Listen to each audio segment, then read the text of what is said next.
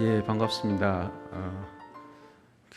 딱 1년 만에 제가 또다시 왔습니다. 여러분 기억을 하시죠?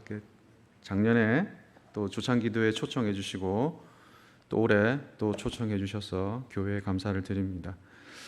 특히 이제 여러분 좋은 목사님 오셔가지고 우리 장성민 목사님 교회가 이제 새롭게 되는 이 시점에서 우리 남전도회 회원들이 함께 이렇게 기도하고 새롭게 출발하는 일들은 굉장히 중요하다 그렇게 생각을 합니다. 우리 여러분 장승미 목사님 잘 아시죠? 20년 전에 또 부교육자로 계시고 하셨은 잘 아실 건데 저희랑 이제 제가 이제 그 신학교 한차수 위고 장승미 목사님 이제 한차수 밑인데 같이 공부를 했죠. 같이 공부를 하니까 여러분 그렇잖아요. 이제 같이 이렇게 학교 다녔던 사람들은 잘 알잖아요. 그 사람의 장점도 알고 그 사람의 단점도 알고.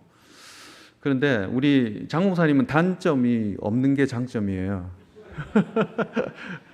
너무 성실하시고 거의 이제 목회자의 모범이지 않을까 그렇게 생각이 듭니다. 저희 차수들은 밖에 나가서 공부를 많이 해서 학교에서 가르치는 일을 좀 많이 하고 있고요. 여기 이제 장승미 목사님 이런 기수들은 목회들을 참 잘하세요. 목회들을 잘하시고 그 이제 차수들마다 분위기가 있잖아요. 오늘도 이제 공동체 얘기할 건데 그 커뮤니티의 분위기 이렇게 있는데 우리 장 목사님, 장승 목사님 이제 차수들의 분위기는 기도를 뜨겁게 하고 열심히 하고 저분들은 학교 다닐 때 이 그 웨슬리 홀리 클럽 이런 거 만들어 가지고 막 기도하시고 막 교수님들 찾아다니면서 이렇게 전도하고 또 부흥을 위해서 뭐 이렇게 노력을 많이 하고 학교 다닐 때 그런 목회 준비를 참 잘하셨던 그런 차수들이시고 그 중에 이제 우리 장 목사님 아주 제가 기억에 남는 그런 목사님인데 또 우리 성결교회 중심이 되는 장충당 교회에 새로 부임하셔가지고 교회가 새롭게 되는데 또 귀한 역할들을 잘 감당하시지 않을까 그렇게 생각합니다. 그래서 사실 이제 저도 그렇고 여러분들도 그렇고 이 어떤 DNA가 있는가 하면은 그 한국 교회가 부흥하는 것을 경험한 DNA가 있죠, 그죠? 그러니까 저희들도 그렇죠. 교회가 막 부흥하는 거 보고 막 이렇게 기도하고 막 이렇게 훈련받고 막 학교 다니면서 전도하고 막 그러다가 막 이렇게 막 성령에 불타가지고 막 이렇게 뛰다가 보니까 신학교에 와 있는 거예요. 그래서 막 신학교에서 또 공부하고 막 하고 하다 보니까 이제 저는 뭐 학교에서 가르치고 우리 목사님은 또 이렇게 목회를 하시고 하는데 그때는 그랬어요. 정말 이렇게 교회가 부흥을 하면 이거 기독교가 정말 우리 대한민국을 이렇게 변화시키는 정말 귀한 종교로서 그렇게 또 사회 역할들을 잘 감당하겠다 그렇게 생각을 하고 있는데 지금 시점에 딱 와 보니까는 이게 전세가 많이 역전이 된 것 같아요. 그죠? 한국에서 기독교의 위치가 너무 많이 쇠락해 있고 과연 우리 시대의 교회 부흥이라는 게 다시 가능할까라는 그런 그 참담한 마음도 사실은 있기는 있거든요. 근데 이제 우리 이제 장충당 교회부터 새롭게 이제 시작을 하셔야 되는 거죠. 우리가 생각하기 나름인 거잖아요, 사실은. 그죠? 생각하기 나름이에요. 그냥 안 된다 생각하면 안 되는 거지만 된다, 한번 해보자 이런 거죠. 그리고 아까도 말씀드렸지만 우리는 뭐가 있습니까? 한국 교회 부흥에 경험했던 DNA가 있는 거예요, 그죠? 막 이럴 때 막 우리가 기도원 가서 막 기도하고 사실 그랬잖아요. 옛날에는 비 오고 바람 불고 홍수 나고 막 태풍 불면 우리 뭐부터 했습니까? 저 삼각산 기도원 올라가서 기도부터 했잖아요. 주여 이 나라의 이 민족을 위해서 기도하고 죄악을 회개하고, 그죠? 그래가지고 그 기도를 통해서 막 부흥이 일어나고 막 그랬던 세대들이에요, 사실은. 그걸 알아요. 근데 우리가 그거를 이제 다음 세대에 전수를 해야 되는 역할을 하고 있는데 지금 이 모습을 보면 우리가 그걸 못했다라는 거죠. 사실 정말 반성하고 회개해야 되는 거죠. 그래서 저나 여러분들이나, 그죠? 이제 하나님 앞에 가서 하나님이 이렇게 너 뭐하고 왔느냐 이렇게 물어보실 때 하나님 앞에 해야 되는 말들이 있는데 그건 뭔가 하면은 우리가 교회 부흥을, 한국 교회의 부흥을 경험했습니다, 하나님. 그리고 힘들었지만 그 경험들을 우리 세대에 잘 물려주고 그렇게 왔습니다 라고 그렇게 하나님 앞에 고백을 해야 되지 않을까요? 여러분 중에 뭐 이제 나이가 뭐 70, 80이고 뭐 이제 뭐 갈 때 다 됐는데 그런 생각하지 마세요. 여러분 그 유튜브 채널 이런 데 보면 이게 제목이 그래서 그런데 그대로 한번 따오면 재수 없으면 200살까지 산다 그런 게 있어요. 한번 보세요. 건강 관리 잘 하고 우리가 이게 그 바이오 테크놀로지 이런 것들이 많이 발달하기 때문에 하면은 그렇게까지 산다고요. 그래서 야, 200살까지 살면 뭐 하나? 그죠? 교회에 와서 열심히 기도하고 전도하고 또 신앙생활하고 그죠? 교회가 한국 교회가 나라와 민족을 새롭게 하는데 새로운 역할들 우리가 감당하고 하나님 앞에 간다 그러면 그만큼 더 좋은 우리의 삶의 목적이 있지 않을까 그렇게 생각을 합니다. 여러분들 이제 장 목사님 오셔가지고 함께 기도하면서 이 성결교회의 부흥이 우리 장충당 교회로부터 새롭게 되기를 주님의 이름으로 축복합니다. 예. 자, 오늘 여러분들과 함께 이제 이 화평을 누리는 코이노니아 공동체 이렇게 말씀을 전하려고 합니다. 이 공동체에 관한 얘기는 역사적으로 또 신학적으로 논쟁들이 많이 이렇게 있어 왔습니다. 간단하게 이제 두 가지로 얘기하면은 첫 번째는 굉장히 이제 자유주의 신학적인 견해죠. 교회 공동체가 이 사회의 아픔을, 고민을 공감하고 이 문제를 해결하기 위해서 구체적인 행동을 해야 된다라는 그러한 견해죠. 굉장히 이제 진보적인 견해고 소위 이제 신학적으로 보면 시카고 학파에서 이런 얘기들을 많이 합니다. 그리고 이런 신학이 발전해서 해방 신학, 요즘 이제 공공신학이라는 그러한 이야기들이 하고 있습니다. 간단하게 이야기하면 이 주장은 교회가 좀 전통적인 정체성을 좀 내려놓고 이렇게 담을 내려놓고 소위 타자성, 다른 종교와도 대화도 하고 사회 이슈들과 공감하고 그 사회 이슈들을 교회가 해결하기 위해서 노력을 해야 된다라는 그러한 이야기입니다. 반면에 기독교 공동체주의적 견해가 있습니다. 이 견해는 어떤 견해인가 하면은 교회가 좋다, 사회하고 얘기하고 사회적인 역할을 잘 감당하는 그런 공동체여야 되지만 교회는 교회의 정체성을 지켜야 된다 이런 거죠.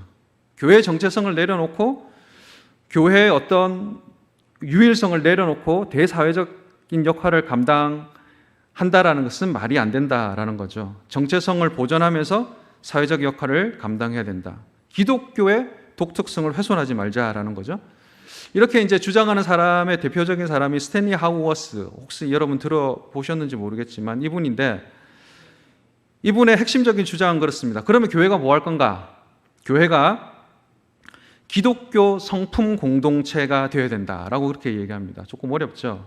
그러니까 이제 교회에서 뭐 어떤 저런 뭐 윤리적인 이야기를 하고 사회에 어떤 역할을 해야 된다, 우리가 어떻게 살아야 된다라고 말로만 하고 규범만 던지지 말고 성도들이 그 윤리적 실천의 주체가 되기 위해서 성품을 기르는 공동체가 돼야 된다라는 거죠.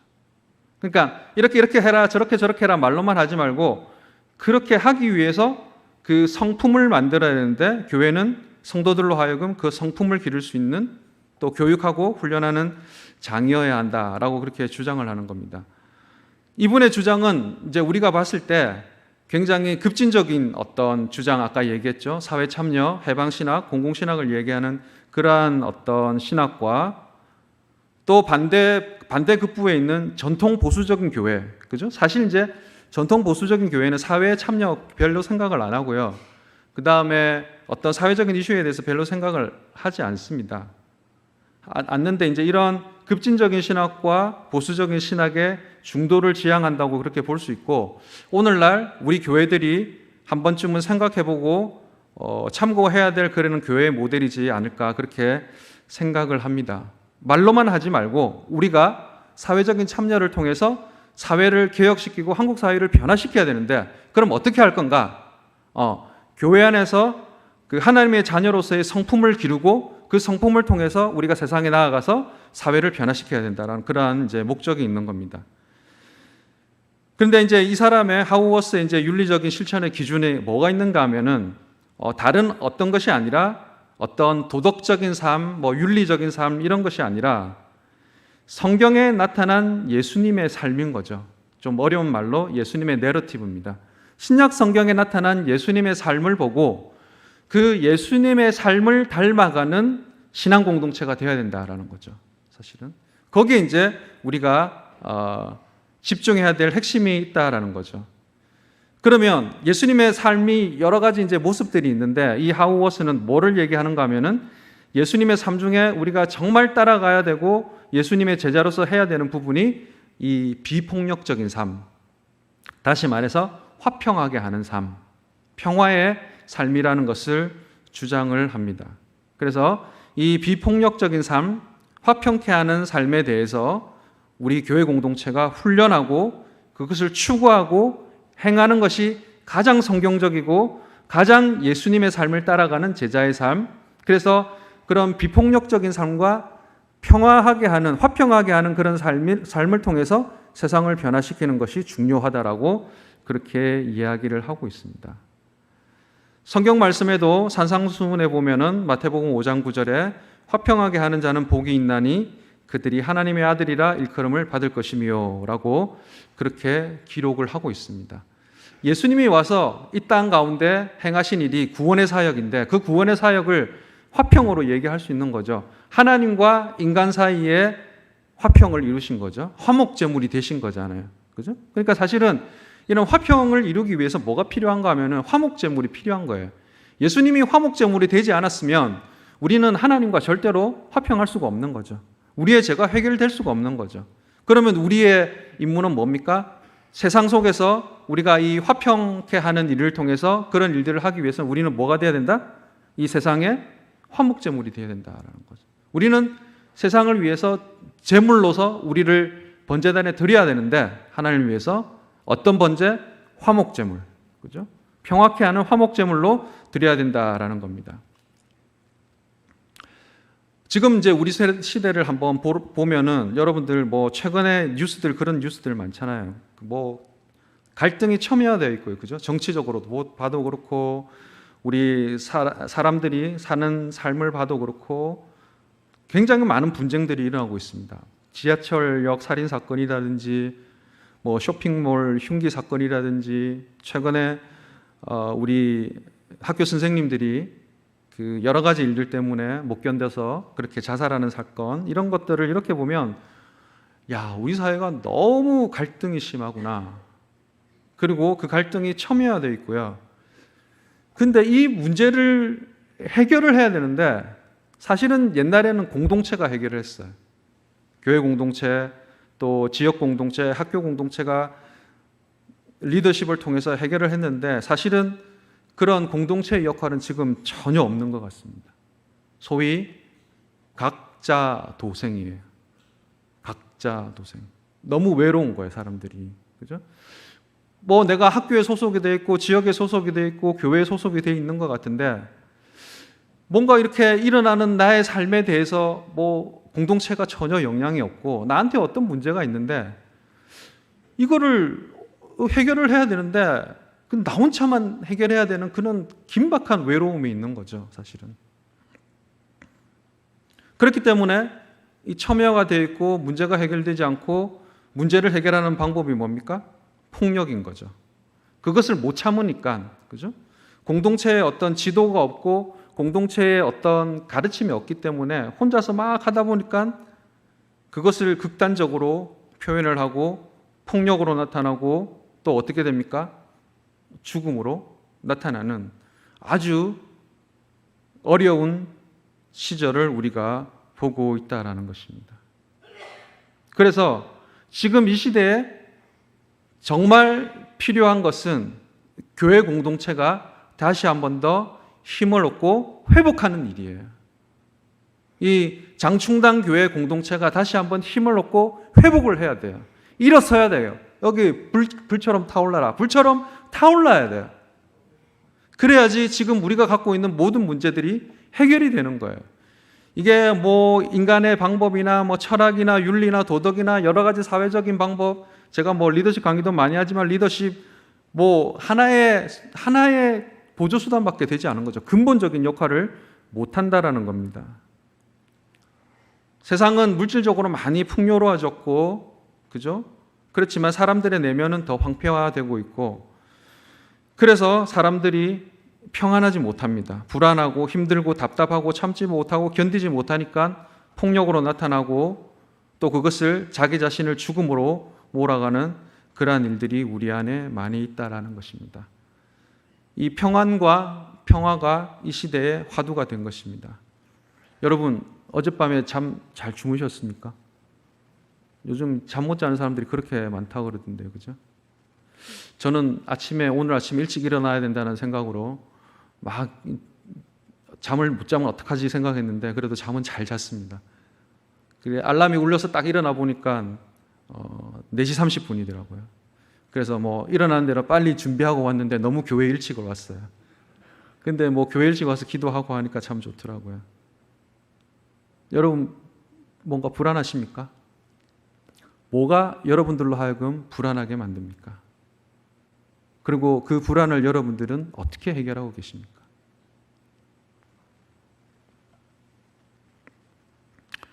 자, 오늘 우리가 갖고 있는 이런 문제를 해결하기 위해서 우리가 이 비폭력적인 삶과 화평케 하는 삶에 대해서 잠깐 볼 건데, 오늘 읽었던 본문에 나오는 이삭이 바로 그런 인물들이죠.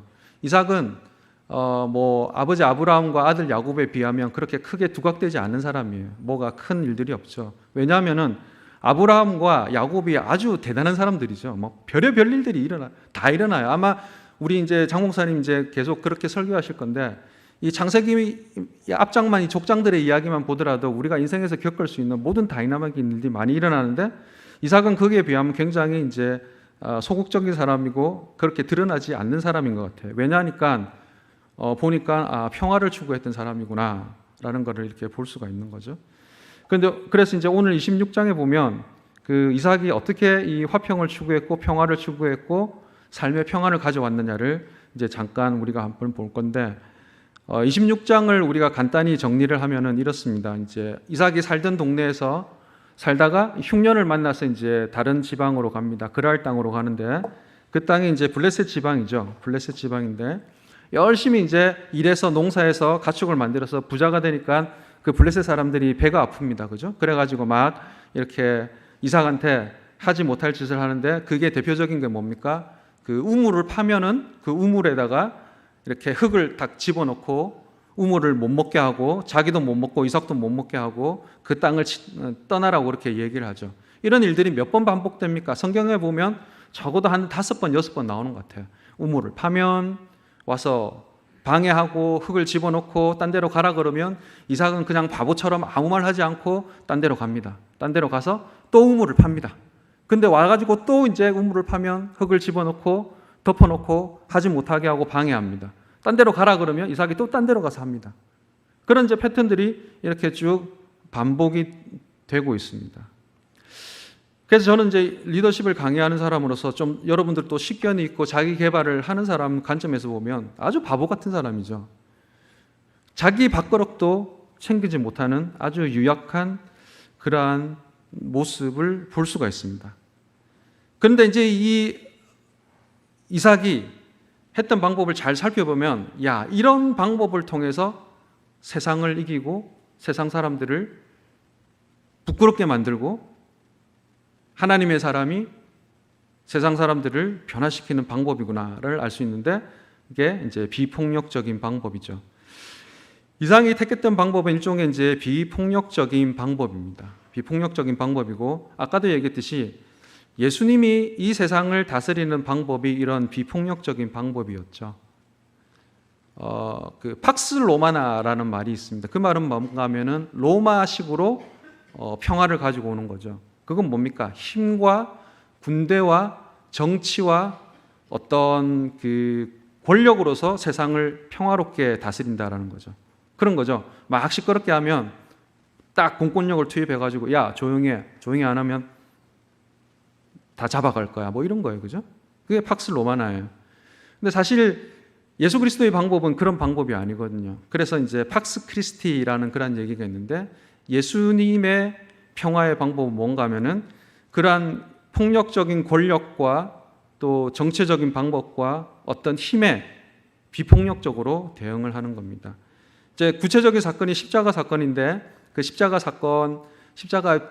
달리시기 전날 밤에 이런 일들이 있죠. 여러분들 잘 아시지만 예수님을 잡으러 로마 군대가 이렇게 쭉 옵니다. 오니까 이제 예수님의 제자 중에 한 사람, 아마 베드로로 알고 있는데, 베드로가 칼을 뽑아가지고 그 군대들과 대항을 합니다. 대항을 할 때 주님은 이렇게 말씀을 하십니다. 마태복음 26장 52절에서 54절 말씀입니다. 이에 예수께서 이르시되 내 검을 도로 집에 꽂아라. 검을 가지는 자는 다 검으로 망하느니라. 너는 내가 내 아버지께 구하여 지금 12영 더 되는 천사를 보내시게 할 수 없는 줄로 아느냐. 만일 그렇게 하면 이런 일이 있으리라 한 성경 구절이 어떻게 이루어지리요 하시더라. 하나님한테 지금 부탁하면은 얘네들 문제 없어. 그냥 힘으로 눌러버릴 수 있는 거야. 그런데 할 수 있는데 그 방법을 택하지 않잖아요. 그것이 하나님의 방법이 아니다라고 얘기합니다. 월트 윙크라는 신학자는 힘이나 권력으로 세상을 지배하고 문제를 해결해 나가는 방식을 사탄적이다 그렇게 얘기합니다. 그래서 이 사탄의 세력을 이기기 위해서 사탄의 세력들과 비폭력적으로 맞서는 것이 우리 그리스도인의 제자들의 해야 되는 영적인 전투다라고 그렇게 이야기하고 있습니다. 그래서 이런 화평하게 하는 삶, 평화의 삶이 기독교적인 방식이다라고 그렇게 이야기를 하고 있습니다. 그러면 이제 이 화평케 하는 삶의 구체적인 두 가지가 뭔지를 또 이삭을 통해서 볼 건데, 첫 번째는 이제 자기 부인입니다. 자기 부인. 그러니까 이제 이거를 이제 포기라는 얘기도 할 수 있고, 또 조금 더 생각을 해보면 자기 성찰이고, 조금 더 이제 신학적으로 얘기하면은 끊임없이 하나님과 단독자로서의 만남인 거죠. 끊임없이 단독자로서의 만남. 그러니까 이 자기 부인은 우리가 잘 아는 단어가 또 뭔가 하면은 자기를 내려놓는 겁니다. 하나님 앞에서 끊임없이 단독자로 만나서 하나님과 대화하면서 자기를 내려놓고 하는 방식이죠. 여러분이 잘 아는 신학자 키에르케고르라는 신학자가 있습니다. 실존주의 신학자인데, 이 키에르케고르는 사람을 세 분류로 이렇게 분류를 했어요. 이 실존의 양상에 따라서 세 분류로 분류했는데, 가장 밑에 있는 사람이 자기의 욕망에 따라 사는 사람들, 그죠? 욕망에 따른 사람들. 그리고 그 다음에 좀 괜찮은 사람들이 단계에 있는 사람들은 그것을 욕망에 따라 살지 않고 자기를 성찰하면서 윤리적으로 도덕적으로 사는 사람들. 근데 그보다 나은 단계의 사람이 있는데, 이제 종교적인 사람인데, 그 종교적인 사람은 이 윤리적이고 도덕적인 사람들보다 더 많이 하는 게 뭔가 하면은 자기 포기하는 일들, 자기를 부인하는 일들, 자기를 내려놓는 일들을 잘하는 사람이 종교적인 사람이고, 그런 종교적인 사람의 가장 본보기를 아브라함을 들었습니다. 아브라함의 그 모리아산 사건, 이삭하고 연결이 되죠. 그러한 사건을 들었는데, 한마디로 이렇게 얘기합니다. 아브라함이 이삭을 바칠 수 있었던 그 핵심적인 이유는 뭔가 하면은 아브라함이 하나님 앞에서 자기의 모든 권리를 포기했다는 거예요. 한 번도 없이, 한 번이 아니라 여러 번이에요, 여러 번.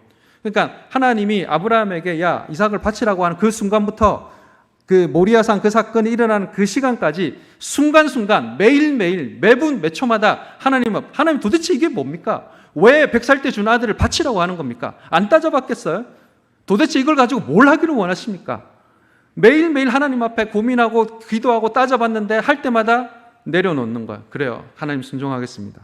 그랬다가 다음날 또 일어나서 막 하나님 앞에 그렇게 기도하는 거예요. 이게 도대체 뭡니까? 그러나 내가 하나님 앞에 순종하겠습니다. 이거예요. 우리가 아브라함이 단 그 시간에 하나님한테 어떤 영을 받아가지고 순종했다고 생각하는데 그게 아니라는 거죠. 순간순간마다 매일매일 매분 매초 그것을 놓고 하나님 앞에 기도하고 또 순종하고 또 자기가 이렇게 막 일어나니까 자기를 내려놓기 위해서 순종하고 순종했던 그러한 모습들을 우리가 볼 수 있는 거죠. 그게 하나님 앞에서 자기를 성찰하고 자기를 부인하고 하나님 앞에서 단독자로 만나는 그러한 삶인 거죠. 그런데 그거를 누가 배웠습니까? 이삭이 본 거죠. 이삭이 몰랐겠어요? 다 알았어요. 도대체 아버지가 이해가 안 되는 거예요. 잡혀가는 그날까지 이거를 자기도 어떻게 해볼 수 있는 방법이 있는데 아버지가 하나님 앞에서 그렇게 고민하고 순종했던 모습들, 매번 하나님 앞에 자기를 내려놓은 모습을 본 거예요. 우리가 그 신앙을 우리 후대들에게, 아이들에게 물려줘야 돼요. 아이들이 뭐를 보겠어요? 교회에서 교육을 하고 막 그렇게 하지만 요즘에 학교에서 또 세상에서 얘기하는 세상적인 가치관이 너무나 이상한 가치관들이 많잖아요. 정말 듣고 있으면 황당해요. 또 너무 많이 듣고 있으면 내가 지금 진짜 꼰대로 사는 건가? 내가 지금 잘못하는 건가? 그런 생각을 많이 하는 경우가 많거든요. 우리가 하나님 앞에서 자기를 포기하는 그런 모습을 우리 아이들에게 보여줘야 됩니다. 여러분들이 하나님 앞에서 자기를 부인하고 자기를 내려놓고 하나님 앞에 순종하는 모습들을 여러분들이 보여주셔야 돼요. 그래야지 다음 세대가 일어나요. 뭐를 배우겠어요, 우리 아이들이? 교회 다니고 집사라 그러고 장로라 그러고 소위 아빠가 목사라 그러는데 세상 사람들하고 똑같이 살아. 세상 사람들이 하는 가치하고 다를 게 하나도 없어. 아이들이 뭘 배워요? 똑같네 뭐. 다르지 않네 뭐.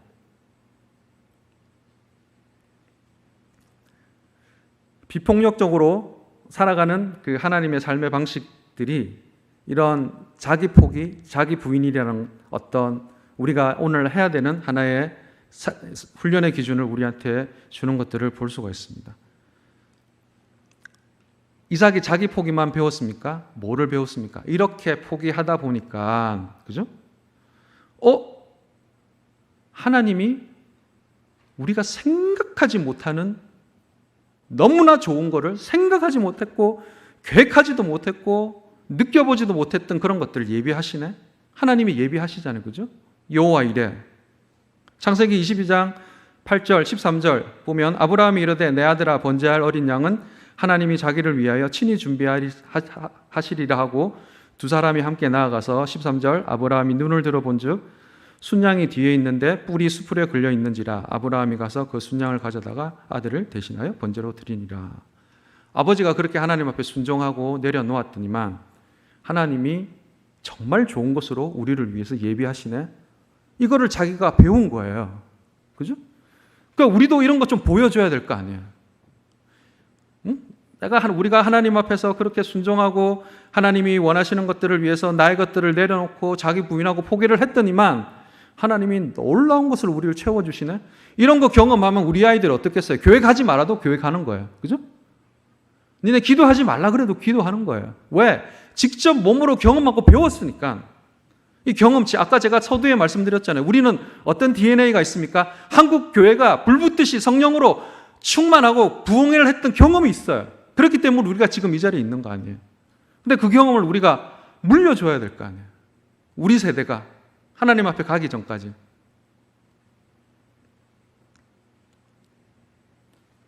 그래서 이런 그 자기를 내려놓는 삶, 그래서 그 자기를 내려놓는 삶을 통해서 하나님이 역사하시는 그러한 것들을 뼈저리게 느낀 이삭이기 때문에 오늘날 창세기 26장의 그러한 비폭력적인 행동이 가능했다라는 것입니다. 그리고 이 비폭력적인 행동의 가장 또 조금 더 적극적인 방식은 뭔가 하면은 용서입니다. 용서. 지금까지 우리가 평화의 삶을 위해서 비폭력적인 방식으로 자기 부인을 얘기하고 자기 성찰을 얘기했다 그러면 가장 적극적인 방식은 바로 이 용서에 있습니다. 마태복음 6장 14절에서 15절 보면 너희가 사람의 잘못을 용서하면 너희 하늘 아버지께서도 너희 잘못을 용서하시려니와 너희가 잘못을 용서하지 아니하면 너희 아버지께서도 너희 잘못을 용서하지 아니하시리라. 그죠? 여러분 우리가 죄가 많잖아요. 하나님 회개합니다. 용서해 주십시오. 그 용서를 받는 조건이 뭐라고요? 우리에게 잘못을 한 사람을 우리가 용서를 해야 되는 거예요. 그 용서하지 않으면 하나님 용서 안 하신다는 거예요. 성경 말씀이에요. 어떻게 보면 용서는 유약한 모습일 수 있지만 사실은 용서만큼 굉장히 적극적이고 우리 삶을 자유롭게 하고 능력 있게 하고 우리 삶을 회복하게 하는 일은 없다라는 것입니다. 디트리 보네프가 이렇게 얘기했습니다. 용서는 평화의 유일한 기반이 된다. 용서란 나에게 상처를 입힌 사람의 무도한 행위를 그저 참고 견디는 것이 아니라 그 상처를 자유롭게 흘러가도록 놓아주고 현재를 치유하기 위한 내가 내린 선택이다 라고 그렇게 이야기를 하고 있습니다. 근데 우리는 이렇게 생각합니다. 아니, 그 잘못한 사람이 구체적으로 사과를 하고 진정한 사과를 해야지 용서를 할 수 있지 않느냐. 맞습니다. 그죠? 그러나 하나님이 요구하시는 것은 그 상대방의 사과가 있는가 없는가가 중요한 것이 아니라 내가 먼저 용서하기로 결단을 하는 겁니다. 그것이야말로 가장 적극적인 형태의 비폭력적인 삶을 사는 것입니다. 여러분 중에 이 얘기를 들으면 아니 그게 목사님 그게 말이 됩니까? 어떻게 그게 말이 됩니까? 절대로 안 됩니다. 라고 얘기를 하는 분들이 많이 있지만 하나님은 우리에게 그것을 요구를 하시는 거죠. 자기 부인을 통해서 자기 자신을 내려놓고 또 다른 사람들을 정말 용서할 수 있는 그 사람의 어떤 행동과 그 사람의 사과와는 상관없이 용서할 수 있는 사람이 되는 것이 우리에게 요구하시는 삶의 모습이라는 것입니다. 그리스도를 따르는 신실한 제자의 모습이다라는 것입니다. 우리가 26장 오늘 본문에서 볼 때 그 이삭의 모습을 보면 그러한 모습들을 볼 수가 있습니다. 이삭은 단순히 자기를 힘들게 하는 사람을 무시한 것이 아니라 그를 괴롭히고 힘들게 하는 사람들을 적극적으로 용서를 한 겁니다. 무능하고 약한 모습으로 우울에 사로잡혀서 아무런 일도 안 했던 것이 아니라 그렇죠, 그죠? 그럼 막 방해가 들어오고 힘들게 하는 사람이 있으면 우리가 우울해지고 아무것도 못한 건데 이삭은 뭐 합니까? 또 우물을 파는 거예요. 여기가 중요가 있는 거예요. 또 우물을 파요. 또 우물을 파요. 또 우물을 파요. 얼마 전 작고하신 이혜령 선생님께서 우물을 판다는 것은 새로운 상상력을 자극하는 것이다. 새로운 비전을 만드는 것이다. 그렇게 얘기했거든요.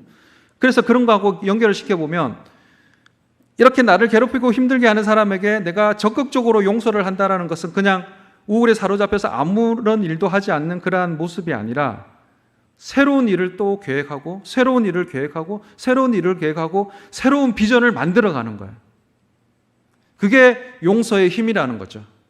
아까도 말씀드렸듯이 이 한국교회가 이렇게 힘들어하고 어려운데 우리가 그냥 침체하고 그냥 뭐 그렇지 하고 있는 것이 아니라 새로운 비전을 개발을 해야 돼요. 새로운 우물을 파야 돼요. 적극적으로 파야 돼요. 세상에 어떤 가치관이나 기준이 와가지고 그것을 덮어버려도 새롭게 파야 돼요. 또 파야 돼요. 또 파야 돼요. 언제까지? 그 사람들이 한국 갈 때까지. 새로운 비전을 개발을 해야 되는 거잖아요. 우리 장충당 교회가 이 성결교회를 위해서 한국교회를 새로운 비전을 개발해 주시기 바랍니다. 새로운 우물을 좀 파주십시오. 우리 남전도회가 해야 될 거 아니에요, 그죠? 남전도회가 해야 됩니다. 물론 우리 여전도회 분들도 많이 하셔야 되겠지만 남전도회 분들이 우리 새로운 장 목사님과 함께 새로운 우물을 파야 돼요.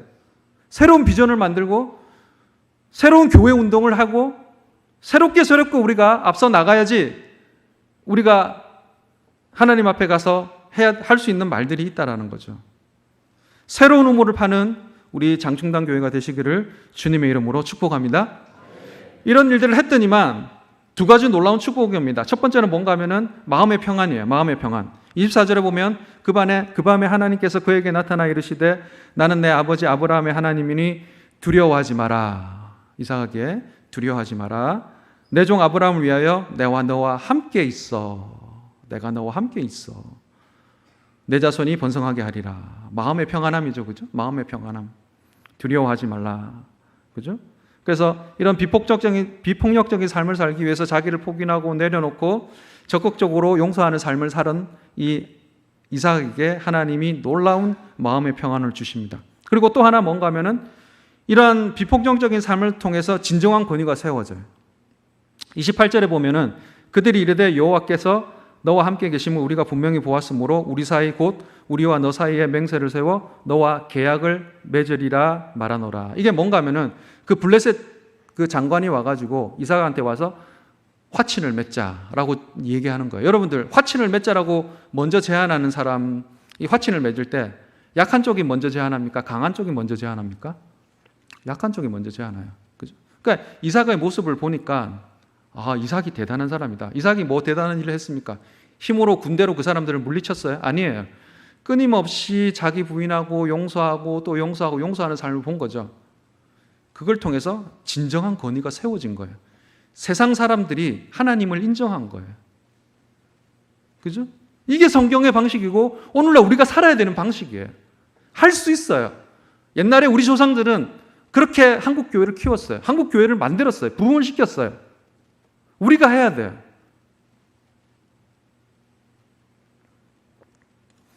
오늘 기독교 공동체의 역할에 대해서 잠깐 우리가 봤습니다. 예수 그리스도의 성품을 훈련하는 성품 공동체여야 되고, 이러한 성품을 세상 속에서 실천해서 세상을 변화시켜 나가는 공동체여야 된다 말씀을 드렸습니다. 그 중에서 이삭을 통해서 비폭력적인 삶, 화평케 하는 삶을 말씀을 드렸습니다. 하나님 앞에서 끊임없이 자기를 부인하고 자기를 내려놓음의 방식과 적극적인 용서를 통해서 새로운 대안, 새로운 우물을 파나가는 그러한 모습이었습니다. 이러한 모습은 결국 이 갈등 많고 힘든 이 세상에 우리에게 마음의 평안을 하나님께서 주시고, 또 세상 사람들이 방식이 아닌 하나님의 방식으로 그렇게 일을 해서 세상으로부터 인정받고 세상을 변화시키고 하나님께 영광을 돌리는 그러한 일들이 또 이삭에게 가능했다는 것입니다. 이러한 삶의 방식이 우리 장충당 교회 여러분 남전도의 삶의 방식이 되시기를 주님의 이름으로 축복합니다. 이러한 삶의 방식으로 우리가 화평을 누리는 우리 장충당 교회 공동체가 되시기를 주님의 이름으로 축복합니다. 기도하겠습니다. 제가 여러분한테 설교하실 때 여러분들 어떤 일이 떠올랐나요? 혹은 누군가가 생각이 났습니까? 혹은 그 대상이 여러분 자신일 수도 있겠습니다. 그래서 그 떠오르는 일, 생각난 사람, 여러분 자신을 위해서 한번 우리가 기도를 하면 좋겠습니다. 하나님, 이제는 우리의 남은 인생을 교회를 위해서 또 하나님을 위해서 섬기겠습니다. 그렇게 기도를 하시고요. 예수님의 제자가 되기 위해서 예수님의 성품을 기르는 내 자신이 되겠습니다. 그렇게 기도하고요. 또 많은 사람들을 사랑하고 용서하고 품어줄 수 있는, 그래서 화평을 누리는 사람이 되겠습니다. 그렇게 잠깐 기도하는 시간을 가지도록 하겠습니다. 하나님 감사합니다. 하나님 감사합니다. 오늘 삶을 통해서 우리가 하나님 앞에 어떤 삶을 살아야 될지 생각하고 기도했습니다. 하나님, 우리에게 힘을 허락하여 주시옵소서. 우리에게 다시 회복을 허락하여 주시옵소서. 우리가 불길처럼 타오르게 하여 주시옵소서. 그 신앙의 선배들이 살아갔던 삶을 우리가 살아가게 하시고 많은 분들을 보여주게 할 수 있도록 도와주시고, 이 아침에 우리에게 마음의 평안과 마음의 능력과 마음의 성도와 함께하여 주시옵고, 예수 그리스도의 이름으로 쓰르면서 하나님 앞에 나갈 수 있는 우리가 다 줄 수 있도록 도와주시옵소서.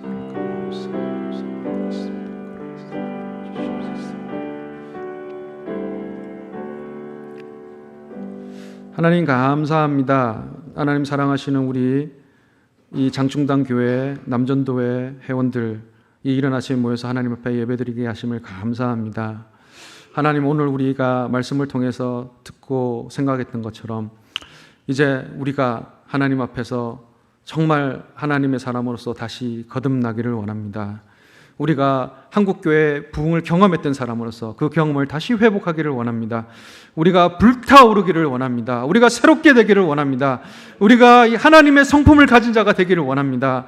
그 하나님의 성품으로 세상을 바꿔가기를 원합니다. 세상에게 영향을 미치기를 원합니다. 세상의 논리와 세상의 힘과 세상의 권세에 지배당하는 것이 아니라 사랑함으로, 용서함으로 자기를 내려놓음을 통해서 하나님의 능력이 세상 가운데 나타남을 우리가 볼 수 있도록 도와주시옵소서. 하나님께서 사랑하시는 이 공동체, 귀한 목사님을 또 새롭게 보내주셨는데 이 계기를 통해서 새롭게 부흥이 되고 새롭게 나타나고 새롭게 하나님의 뜻을 잘 전할 수 있는 우리 장충당 교회가 될 수 있도록 도와주시고, 이 기회를 통해서 성결교회가 새롭게 되고 한국교회가 새롭게 되는 중추 역할을 감당할 수 있는 귀한 역할을 할 수 있는 그러한 교회 될 수 있도록 이 교회를 축복하여 주시고, 그 중심에 우리 남전도회가 있을 수 있도록 인도하여 주시옵소서. 감사하고 예수 그리스도의 귀하신 이름으로 기도하옵나이다. 아멘.